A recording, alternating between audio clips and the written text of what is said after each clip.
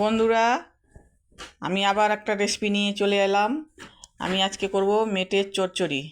তার জন্য পেঁয়াজ নিয়েছি, 2টা কাঁচা লঙ্কা নিয়েছি। এই যে কড়াইতে তেল দিলাম, এই যে মেটেগুলা দিয়ে দিব,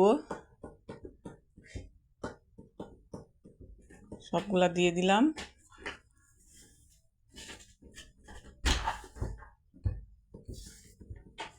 তেলের মধ্যে একটু লাল করে আগে ভাজে নিব।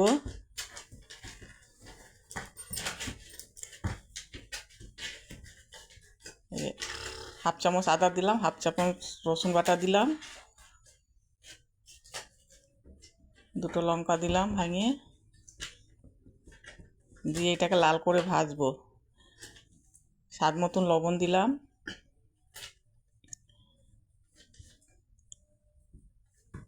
পেঁয়াজটা পরে দিব, নাহলে আগে পেঁয়াজটা দিলে পরে পেঁয়াজটা পুড়ে যাবে।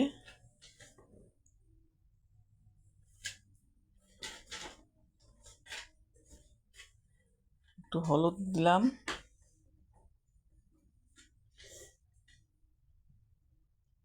এটাকে লাল করে ভাজবো।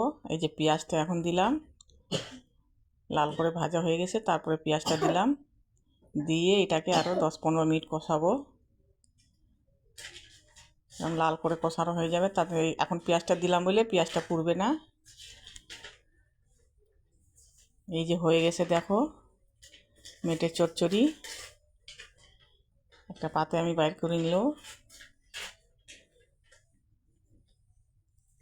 যে মেটের চচ্চড়ি যদি ভালো লাগে রেসিপিটা, তাহলে একটা লাইক, সাবস্ক্রাইব, কমেন্ট করো।